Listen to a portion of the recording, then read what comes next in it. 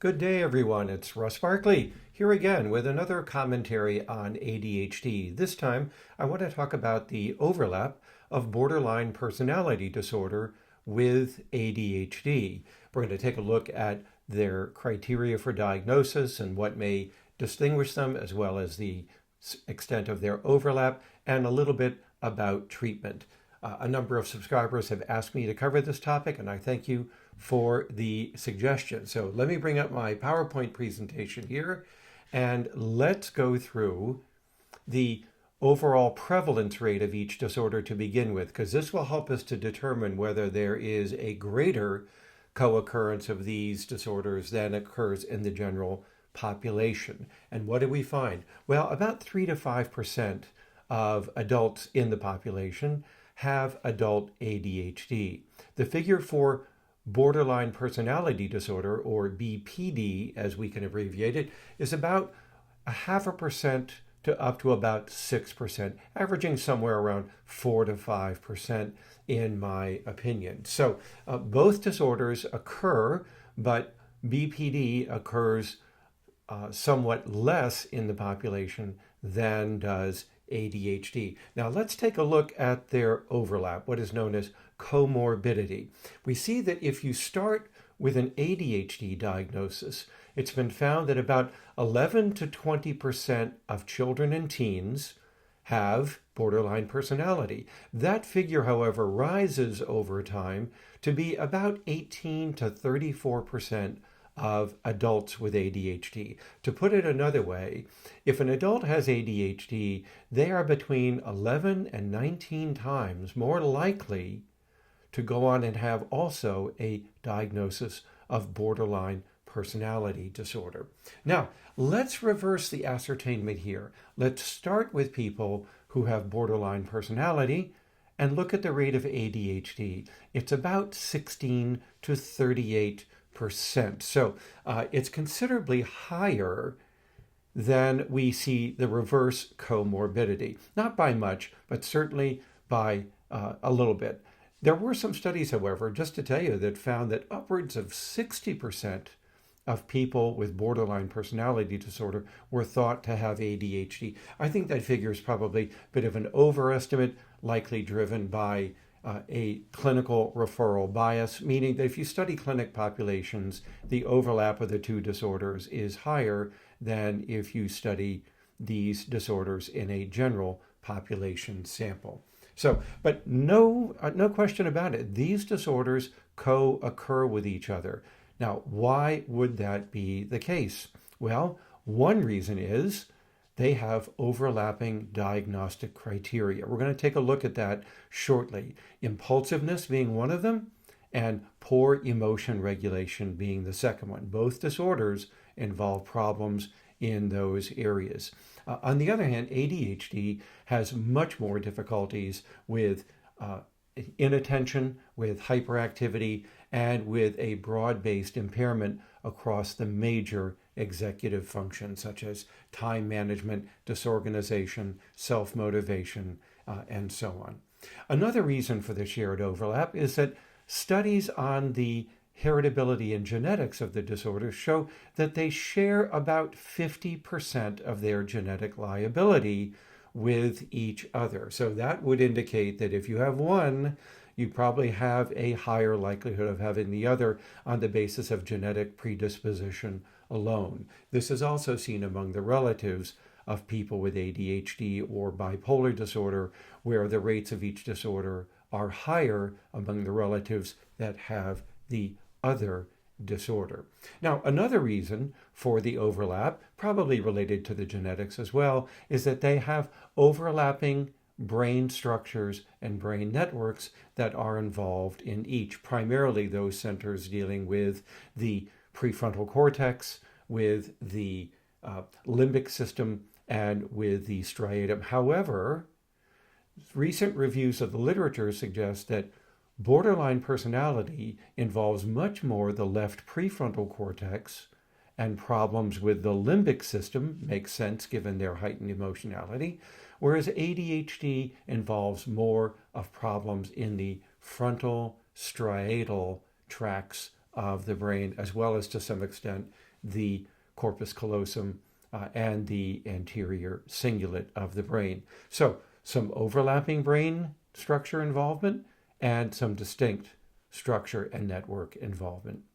Now, both disorders have a propensity for having experienced a much higher degree of childhood environmental adversity, what individuals might call childhood trauma. And it used to be thought that this was more characteristic of borderline personality disorder, but recent studies indicate that both ADHD and borderline personality have higher rates of adverse childhood experiences.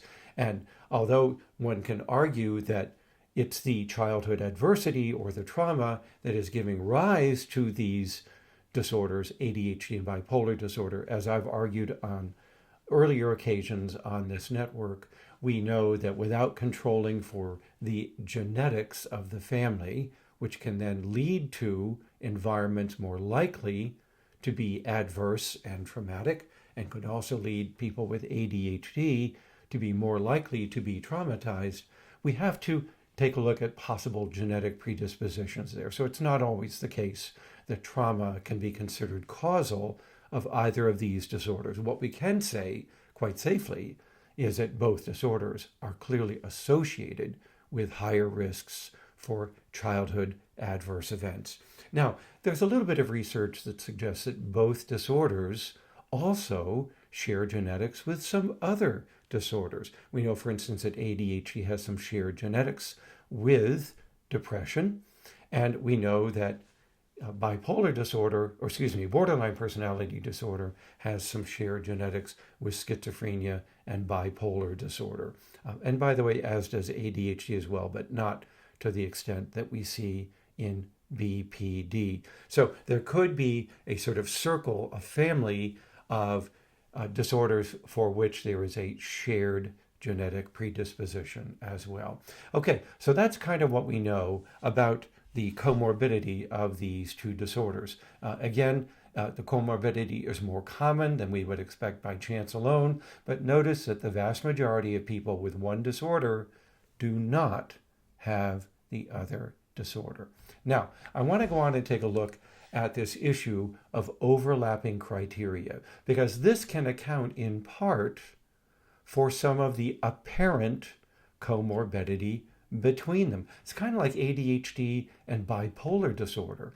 There's enough overlapping symptoms that if you have one, you're more likely to trigger the diagnosis of the other just by the shared symptoms. And I think you're going to see that that might be the case here as well. So I'm over at the website for verywellmind.com, and they have the recent DSM-5 criteria for BPD on their website. So I'm just going to go through these criteria with you, and let's take a look at where they are distinct from and where they are similar to ADHD. Now, there are 9 criteria here, 9 symptoms, and to be diagnosed as borderline personality disorder, you need at least 5 or more of these symptoms. And then, of course, there also needs to be evidence of impairment. But we're just going to take a look at the symptoms for the time being.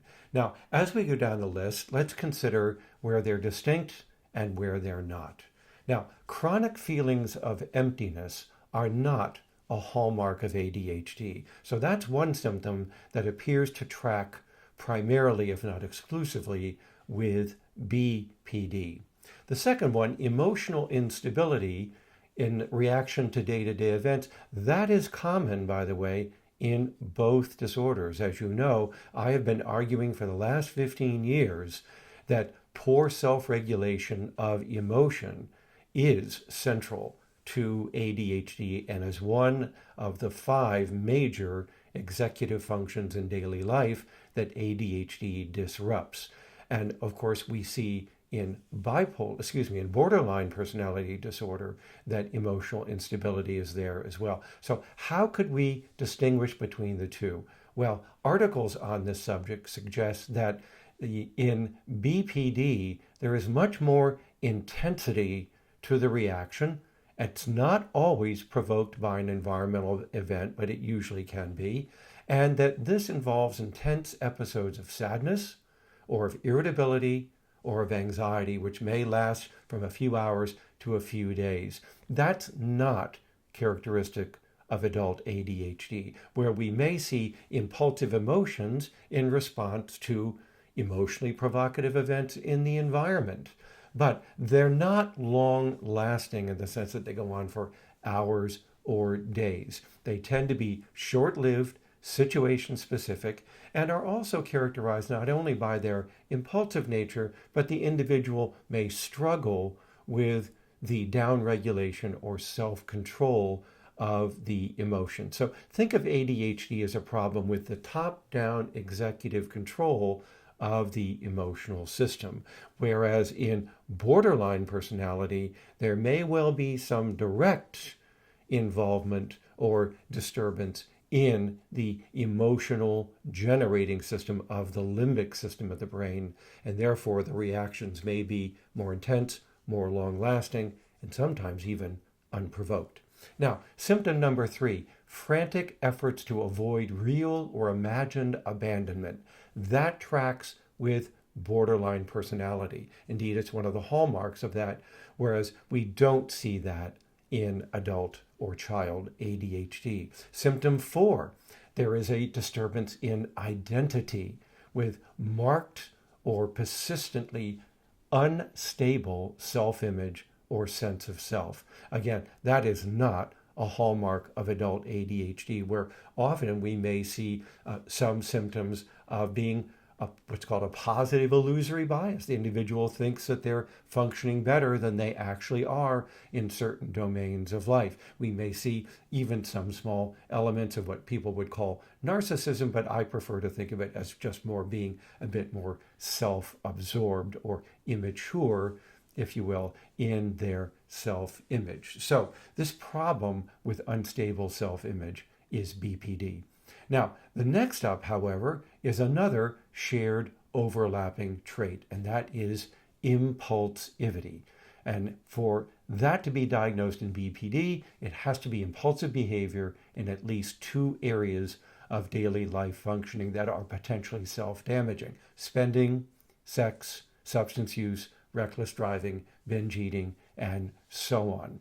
Well, that is also characteristic of ADHD. So here's an area where it's going to be very hard to distinguish between the 2 disorders. Some studies have tried to do so and seem to find that the impulsiveness in ADHD is a motor impulsiveness. It's also a verbal impulsiveness, very quick to react with behavior, whereas in borderline personality seems to be linked more to problems with delay, aversion, or waiting. I'm not so sure about that because I think we see that in ADHD as well. So it's going to be where we have problems with impulsivity that these disorders are very difficult to distinguish from each other.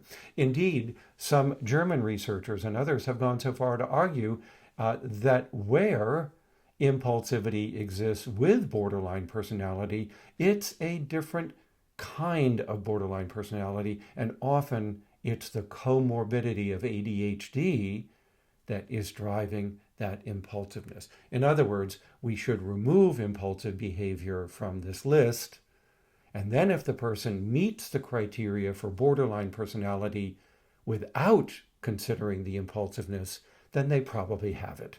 So it's kind of like the way we talk about ADHD with bipolar disorder, and that is that one should remove the distractibility, the inattention, the impulsivity, and just not consider it when we're looking at whether somebody has bipolar disorder.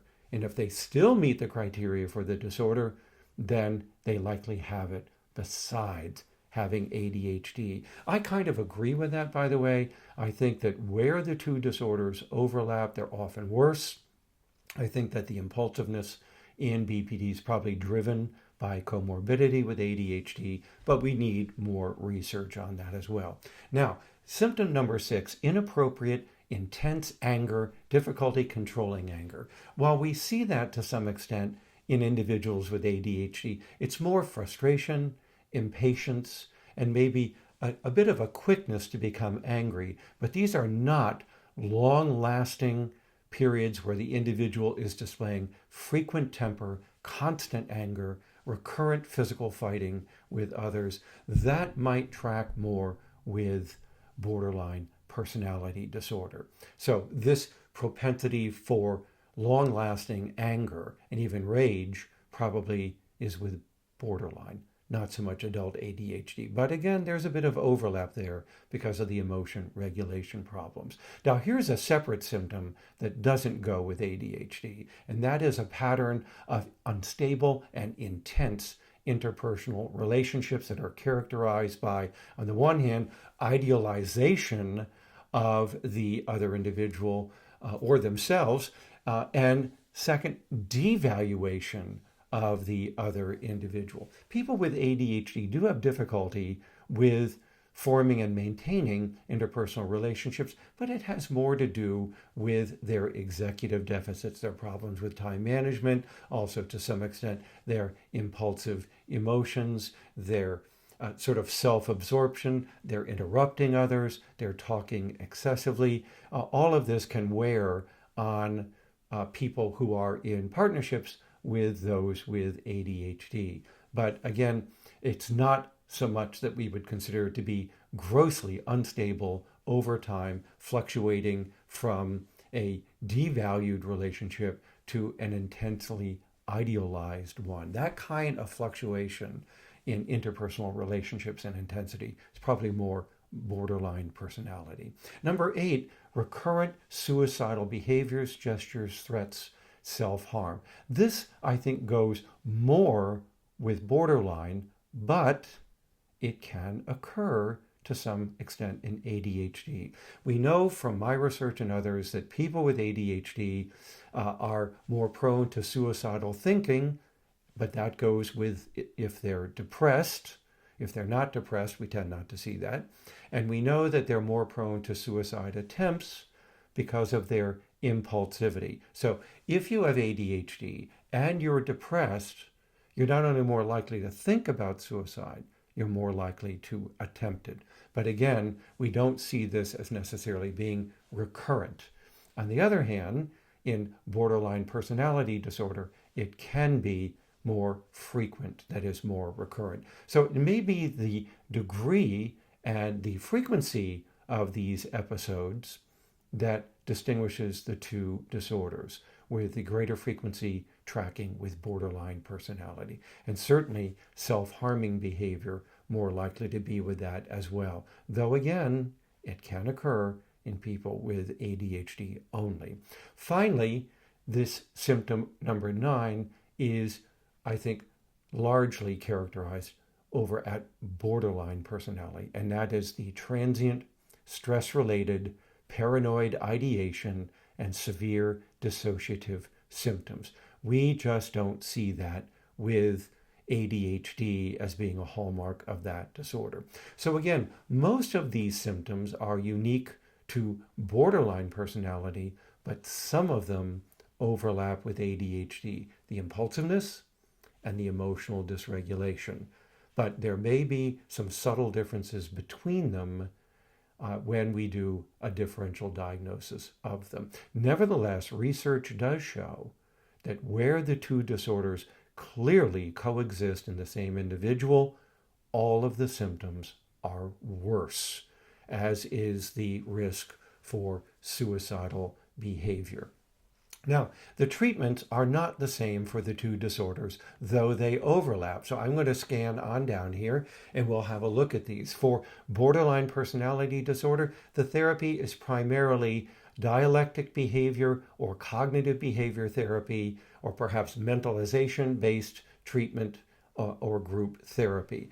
With ADHD, we may see that for adults specifically, cognitive behavior therapy is also indicated, but it targets the executive function deficits, the poor inhibition, the poor emotion regulation, the difficulties with self-organization, self-motivation, time management. So it's going to be much more targeted toward these executive problems than we would see with somebody who has borderline personality disorder. Second, the medications. ADHD, as you know, primarily treated with stimulant medication, to some extent the non-stimulants like atomoxetine, and to a lesser extent the antihypertensive drugs like guanfacine. Where on the other hand, in borderline personality disorder, the medications that are used are likely to be antidepressants, antipsychotics, maybe to some extent some anti-anxiety drugs, and mood stabilizers. So BPD is being managed more like we might manage bipolar disorder than like we would manage adult ADHD. Finally, there's an emphasis on self-help strategies in both disorders. In BPD, this may be teaching mindfulness, meditation-based practices, as well as self-care strategies and mood tracking. With ADHD, there is some evidence to indicate, as you know, that increased physical exercise is helpful. Adult ADHD coaching can be helpful. And of course, some promising evidence that mindfulness-based practices incorporated into daily living could also be helpful as well. So that's it for the overlap of these disorders. I hope you found this informative. Thanks for joining me today for this commentary on ADHD and borderline personality disorder. As always, everybody, I conclude with my usual send-off. Live well, be well, take care, and bye for now.